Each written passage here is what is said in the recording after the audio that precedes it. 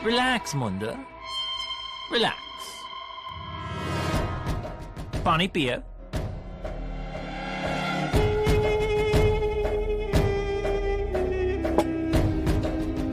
आप बताओ मुझे, प्रिंस कहाँ है? युवराज को एक संदूक में बंद कर दिया था। यदि महारानी साहब शिविर नहीं पहुंची होंगी तो युवराज वहीं पर होंगे। William, sir. तुम आर्मी के साथ उस जगह पर जाओ और प्रिंस को लेकर आओ। सर।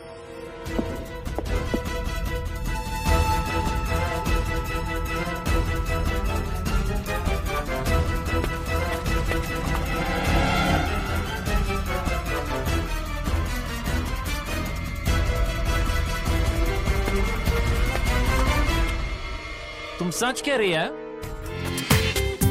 पूरा एपिसोड देखिए ZEE5 पर।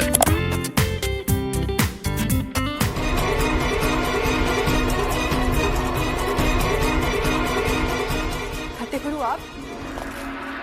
ताते गुरु अकेले नहीं, हम भी उनके साथ आए हैं।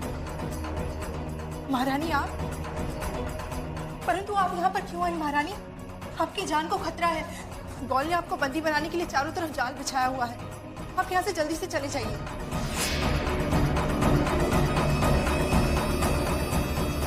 महारानी साहब, दामोदर ठीक तो है ना? बोलिए ना महारानी साहब, दामोदर ठीक तो है? मुंदर, बंद कर ये चापलूसी और ये बताओ क्यों किया तुमने ऐसा? बड़ी बड़ी बातें करती थी ना कि धरती मां पर अपने प्राण न्योछावर कर सकती है। भाई साहब, अब चुप क्यों है? पूछिए इससे, क्यों किया इसने ऐसा? ताते गुरु, मुंदर ने ऐसा क्यों किया ये हम जानते हैं, परंतु ये हम उसके मुंह से ही सुनना चाहते हैं। नहीं महारानी साहब, मुंदर ने आपका विश्वास नहीं तोड़ा। हाँ महारानी साहब, आपके लिए मुंदर को 100 बार भी मरना पड़े तो मुंदर मरेगी, मरने से कभी पीछे नहीं हटेगी। मुझे फिरंगियों के सामने डरने का स्वांग करना पड़ा, उन्हें ये यकीन दिलाना पड़ा कि मैं डर कर सच बोल रही हूँ। क्योंकि महारानी साहब, जिन दस्तावेज की आपको तलाश है उसे मैंने गौल के मेज पर पड़े हुए देख लिया था।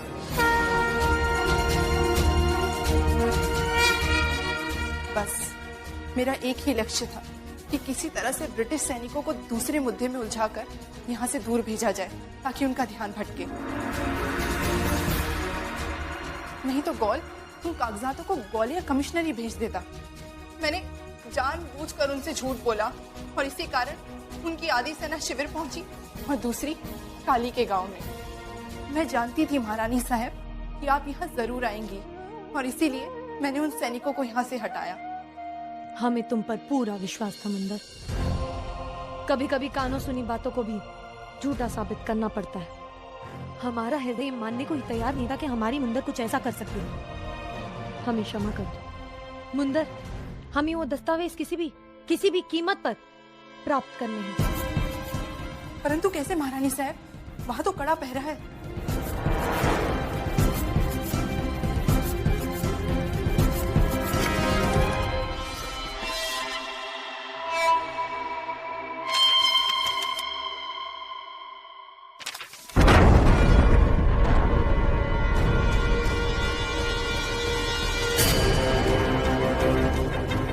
I knew she would come.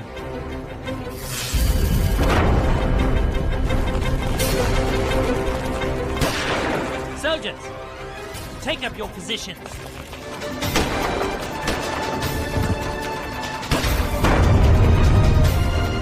Raghunath ji, ताते गुरु, झलकारी, मुंदर जैसे ही बाहर आए इन फिरंगियों के साथ, हम सामने से आक्रमण कर देंगे ताकि मुंदर उन्हें सपना देकर बाहर निकल सके। हमें विश्वास है मुंदर ने वो कागजात ले लिए होंगे। चलिए।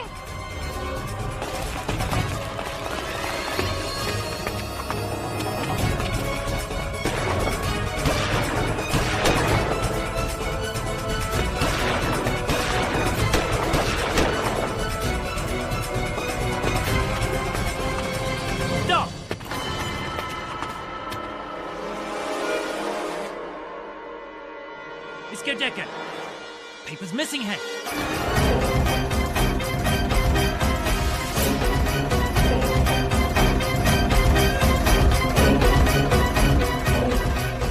एडवर्ड, सर्च है, उसके पास मिसिंग पेपर्स होंगे। नहीं, मुझे कुछ नहीं पता।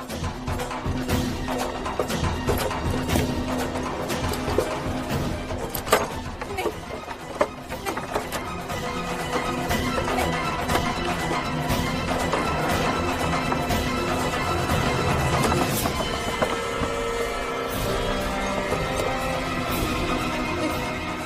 नहीं, लक्ष्मी बाई को पकड़ो और हमारा मिशन कंप्लीट करो।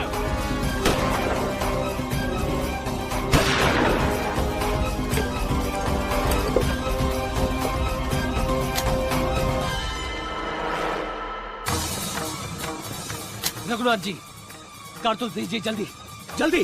डॉक्टर जी, मेरे भी कारतूस खत्म हो चुके हैं। हे देवा, कारतूस तो हमारे पास भी खत्म हो गई है।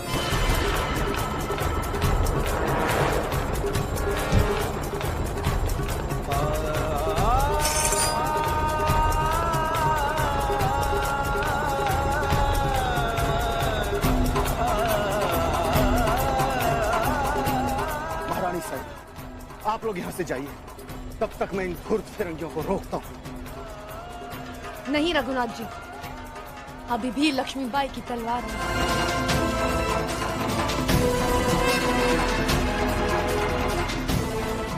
ए फिरंगी, उधर कहाँ जा रहा है? महारानी लक्ष्मीबाई इधर है। Catch her!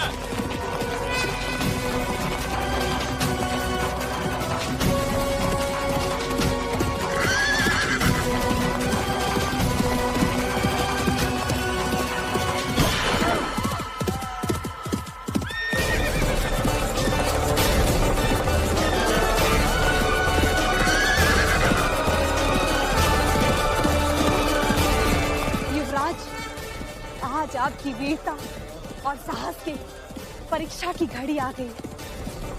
जब मैं आपको कूदने को कहूंगी, आप कूद जाइएगा।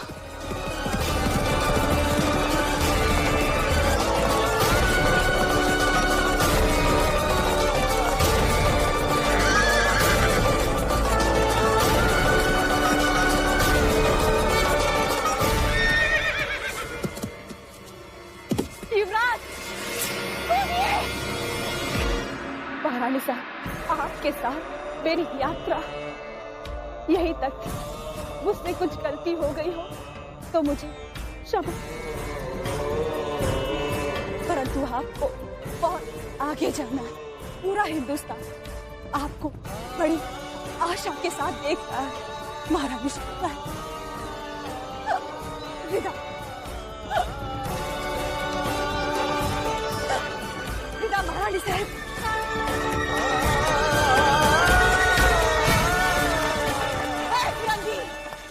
महारानी लक्ष्मीबाई को जीवित पकड़ने का सपना देखते हो ना, तो आओ, पकड़ो मुझे।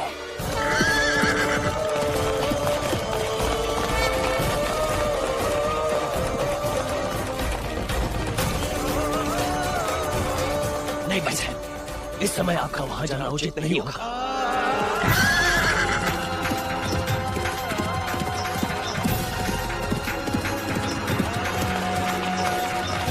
चलिए, शीघ्र चलते हैं यहाँ से, आइए। हाँ महारानी साहिबा, अन्यथा प्राण न्यौछावर करने वाली वीरांगना का बलिदान व्यर्थ चला जाएगा। महारानी साहिबा, भगवान के लिए युवराज को लेकर चलिए यहाँ से। भाई साहब, रघुनाथ जी बिल्कुल ठीक कह रहे हैं। इस समय आपका वहां जाना उचित नहीं होगा, चलिए यहाँ से। तो हम कैप्टन गोल की बात पर यकीन कर लें कि queen of Jhansi Lakshmibai is dead? Sure. No mister call, पहले भी कई ब्रिटिश ऑफिसर्स ने यह दावा किया है कि queen of Jhansi Rani Lakshmibai is dead, लेकिन हर बार they were proven wrong. What proof do you have कि वो डेड बॉडी किसी और की नहीं, झांसी की रानी की थी? वो लक्ष्मीबाई की ही डेड बॉडी थी। फर्स्ट ऑफ ऑल, मैंने अपनी आंखों से देखा उसका चेहरा क्रश होने से पहले। सेकेंडली, उसका चेहरा क्रश्ड होते हुए भी ये उसकी बॉडी से मिला। लक्ष्मीबाई और गंगाधर राव, इसके पीछे लिखा हुआ है। लक्ष्मीबाई के अलावा इसे कोई और नहीं पहन सकता। खुद देख लीजिए। Any other proof? मैंने सुना है कि रानी लक्ष्मीबाई हमेशा रूबी नेकलेस पहनती थी। Where's that? Do you have that one? Oh yes. How could I forget? लेकिन रूबी नेकलेस नहीं मिला। शायद वो कहीं गिर गया। Please, give me more time. मेरा विश्वास कीजिए भाई साहब। इतने सालों से ये धूर्त फिरंगी हम पर इतनी चालाकी से राज करते आ रहे हैं। इतनी आसानी से विश्वास नहीं कर लेंगे कि वो हम हैं, झलकारी नहीं। महारानी साहिबा, कौल जिस तरह से खुश हुआ उससे ऐसा प्रतीत होता है कि उसे भगवान न करे आपके मृत्यु का एहसास हो चुका है। और सबसे बड़ी बात यह है कि पत्थरों से टकराने से और अत्यंत घाव होने से हमारी वीरांगना झलकारी का चेहरा छत विच्छत हो गया था। नहीं ताते गुरु, हम उस वीर स्त्री के बलिदान को भूलकर उसके मृत शरीर को यहां लाना चाहते हैं। नहीं भाई साहब, नहीं। उस वीरांगना ने अपने प्राणों का बलिदान, आप ही के प्राण तो। हम जानते हैं ताते गुरु, हम जानते हैं। इसीलिए हम उसके उपकारों को भूलकर उसके मृत शरीर को यहाँ लाना चाहते हैं, दाह संस्कार करना चाहते हैं। अब तक तो वो धूर्त फिरंगियों को भी पता चल गया होगा कि वो हम नहीं झलकारी है। हम उसके मृत शरीर को लेने जाएंगे। देवा के लिए भाई साहब, आपका तात्या पूरे विश्वास के साथ इसलिए कह सकता है कि झलकारी के गले में चंद्रहार था। वो चंद्रहार जो केवल महारानी लक्ष्मीबाई अपने गले में पहनती है। हमारा चंद्रहार? उसने आपके शिविर से कुंज में वो हार निकाल लिया। हे देवा, और आपने एक बार भी हमें बताना उचित नहीं समझा था। क्षमा कीजिएगा भाई साहब, मैं उसके वचन में बंधा हुआ था। क्यों किया आपने ऐसे ताते गुरु? क्यों?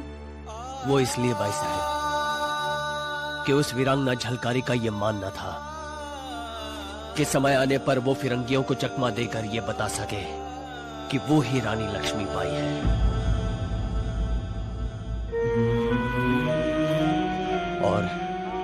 और भाई साहब, भगवान ने उसकी सुन ली।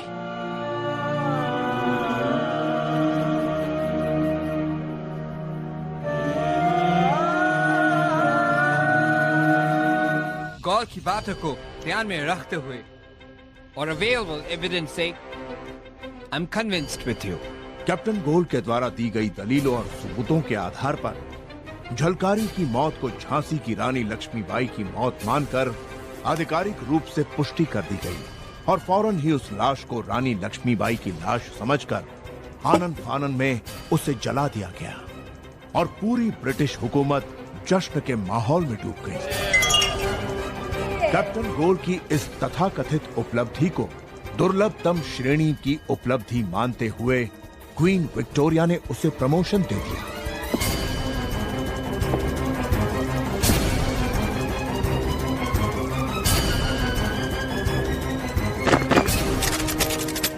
और उसे लंबी छुट्टी के लिए भेज दिया गया। पर क्वीन विक्टोरिया ने जश्न के साथ साथ एक और चाल चली। उसने रानी लक्ष्मीबाई की छवि को पूरे हिंदुस्तान में विद्रोही के रूप में प्रचारित और प्रसारित किया।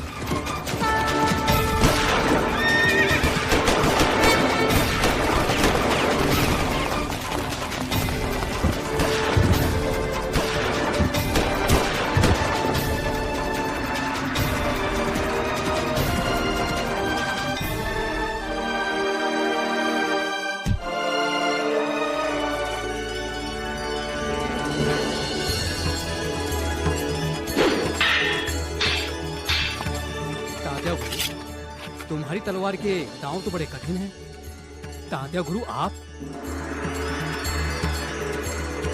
राव साहब, धन्य हो भगवान, धन्य हो। मेरी बहन जिंदा है। राव साहब, आपको उपचार की आवश्यकता है, आइए।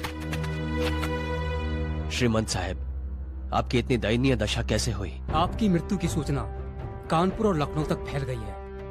पूरे बुंदेलखंड परिवार में हाहाकार मचा हुआ है और इसी का लाभ उठाकर फिरंगियों ने झांसी के आसपास की सारी रियासतों को ब्रिटिश साम्राज्य में शामिल करने की मुहिम तेज कर दी, ताकि इस क्षेत्र में उनका दबदबा कायम हो सके।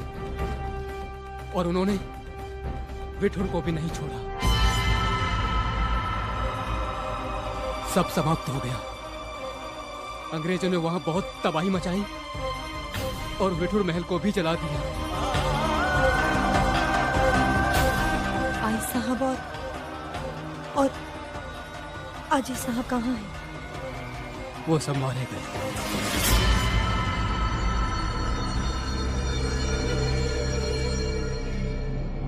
हमारे नाना बाबू कहाँ हैं?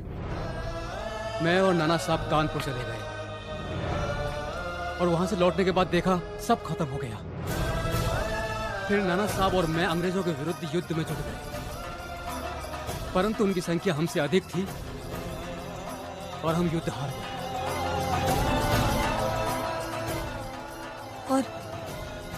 और इस समय नाना भाव कहाँ हैं? नाना साहब का कुछ पता नहीं चल पाया।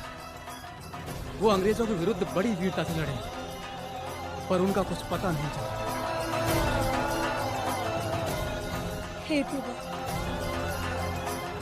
कंपनी की बागडोर अपने हाथ में लेते ही महारानी विक्टोरिया ने कुछ ही समय में वो कर दिखाया जो ईस्ट इंडिया कंपनी पिछले 100 साल से नहीं कर पाई। बस बहुत कर लिया इन फिरंगियों ने हम पर अत्याचार, और बहुत सह लिया हमने।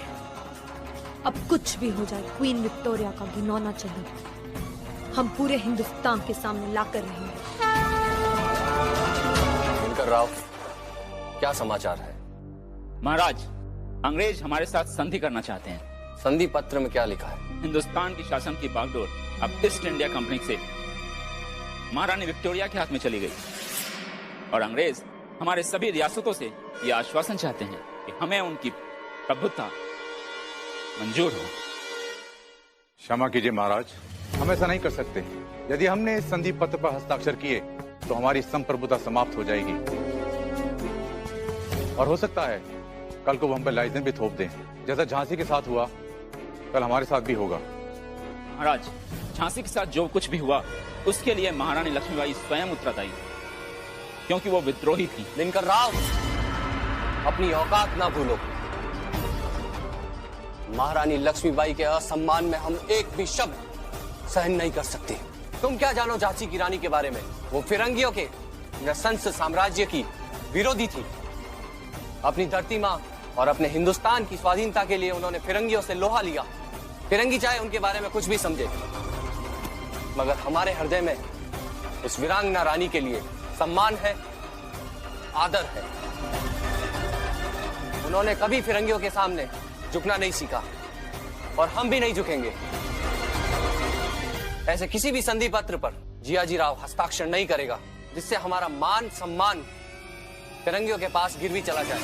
दूर अंग्रेजों ने अवध भी हड़प लिया और धीरे धीरे हमारे साम्राज्य के आसपास के सभी राज्यों को ब्रिटिश साम्राज्य में लाने की चेष्टा कर रहे हैं। उनके आतंक से आतंकित होकर अधिकांश नरेश उनकी शर्तों के अनुसार संधि पर हस्ताक्षर कर रहे हैं। वो सभी छोटी रियासतें थी जो अपनी संप्रभुता बचाने में सक्षम नहीं थे।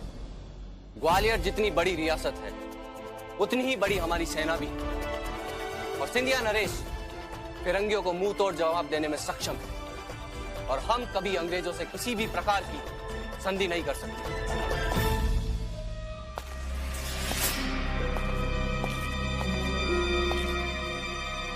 महाराज, मैं आपके निर्णय का स्वागत करता हूं। हम अपनी अखंडता को बनाए रखने में पूर्णतः सक्षम हैं। एक अकेली महारानी लक्ष्मीबाई ने अंग्रेजों को लोहे के चने चबवा दिए, लेकिन दुख तो इस बात का है हम उनकी कोई सहायता नहीं कर पाए। व्यवधान के लिए क्षमा चाहता हूँ महाराज, परंतु अत्यंत आवश्यक समाचार लेकर आया हूँ। बताओ। ग्वालियर सीमा पर विशाल सेना ने पड़ाव जमाना शुरू कर दिया। ऐसा दुस्साहस कौन कर सकता है? महारानी लक्ष्मीबाई के साथ राव साहब और तात्या टोपे विशाल सेना लेकर आए हुए हैं। महारानी लक्ष्मीबाई जीवित है? महाराज एक क्षण के लिए तो मैं बह गया था। धन्य हो ईश्वर, हमें अभी इसी समय उनसे मिलना चाहिए। क्षमा करें महाराज, वो सेना लेकर आए हुए हैं। तो बंदूकें तलवारें सभी हैं उनके पास। हाँ महाराज, अगर राघव सत्य कह रहा है और आपका वहां जाना उचित नहीं है, और यह भी तो हो सकता है कि महारानी लक्ष्मीबाई ग्वालियर पर आक्रमण के इरादे से आई हूँ। नहीं, वो भला ग्वालियर पर क्यों आक्रमण करेगी? हजारों सशस्त्र सैनिक बाहर पड़ाव डालें। राधे का शंका निराधार नहीं हो सकता महाराज। हमें तो हमले की आभास हो रहा है। हो सकता है वो हमसे सहायता चाहती हूँ। क्षमा कीजिएगा राज बहादुर जी, ग्वालियर नरेश जियाजी राव सिंधिया जी इतने बड़े राज्य के राजा हैं और राज मर्यादा यही कहती है कि बिना आमंत्रण के उन्हें किसी से भी नहीं मिलना चाहिए। यदि मैं एक बार आपकी बात पर विश्वास कर भी लूं कि महारानी लक्ष्मीबाई अपनी सहायता के लिए छावनी डाली है, फिर भी उन्हें सर्वप्रथम संदेश तो देना चाहिए था ना। आप दोनों की बातें अपनी जगह उचित है। हमें महारानी लक्ष्मीबाई के संदेश की प्रतीक्षा करनी चाहिए। अवश्य महाराज, यही एक नरेश के मर्यादा के अनुरूप है।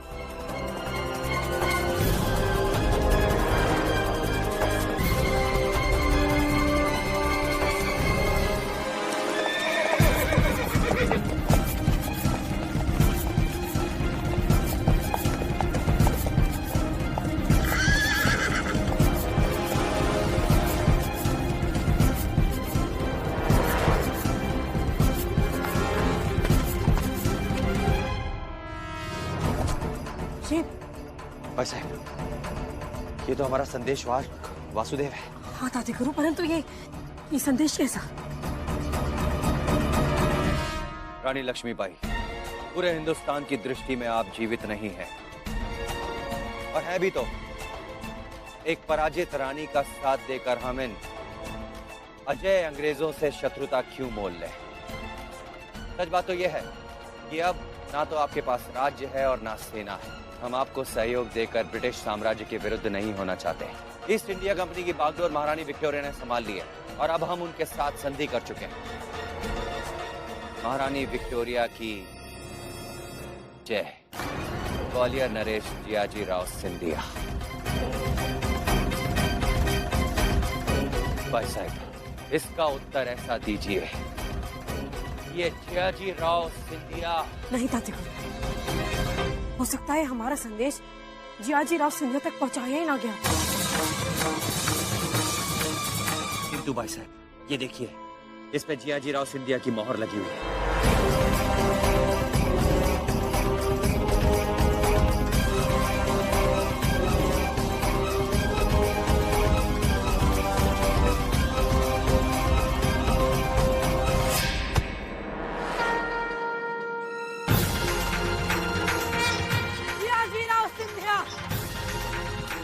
अभी हम हारे नहीं हैं, पराजय उनकी होती है जो अपनी धरती माँ को पूजने के बजाय इन फिरंगियों की जय जयकार लगाते हैं।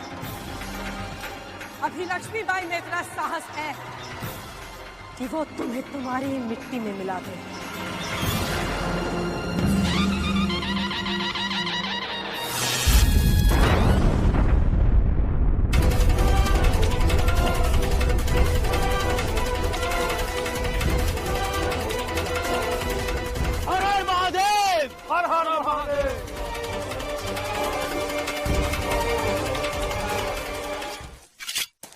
सेनापति जी, क्या सचमुच हमें महारानी लक्ष्मीबाई से युद्ध करना होगा? उस वीरांगना महारानी ने सदैव अपनों के लिए लड़ा है।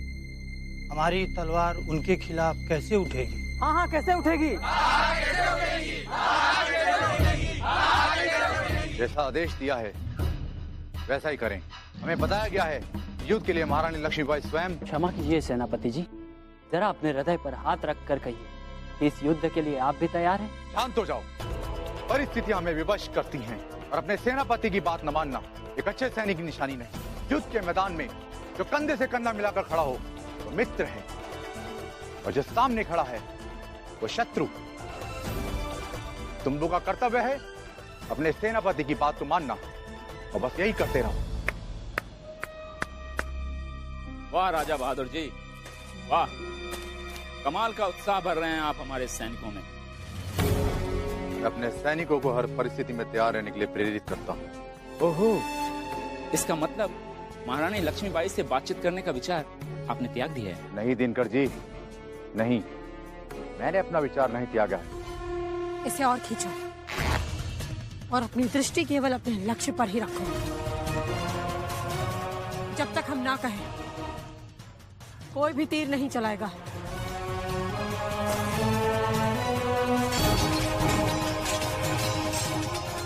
तीर छोड़ो।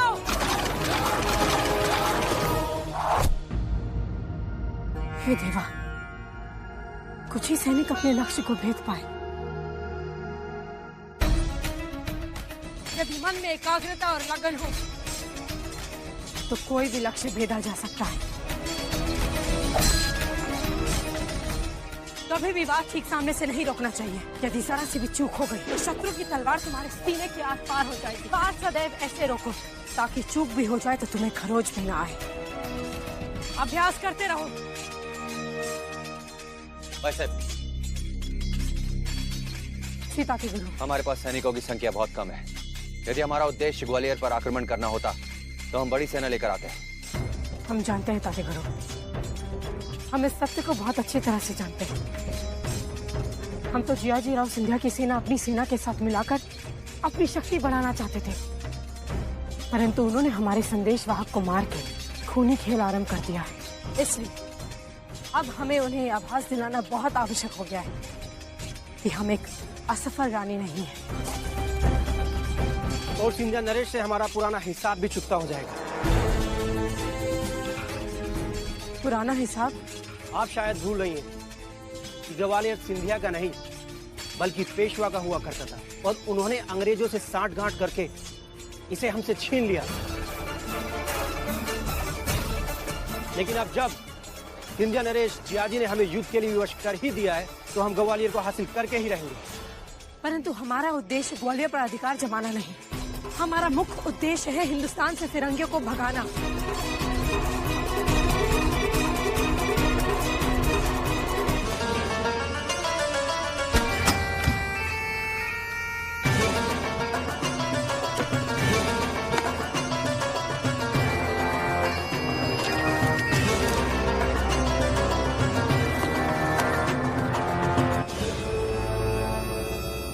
राजा बहादुर जी,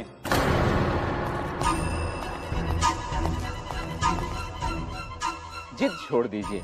कोई हमारी सीमा पे खड़े होकर गोलाबारी कर रहा है, ऐसे लोगों से बातचीत करने का क्या लाभ?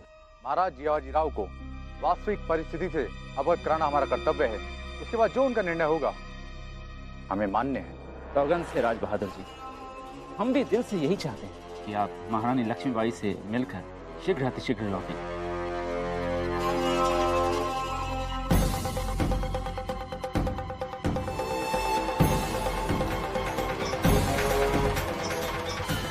ईश्वर हमें सफलता प्रदान करे राजा बहादुर। पूरा एपिसोड देखिए ZEE5 पर।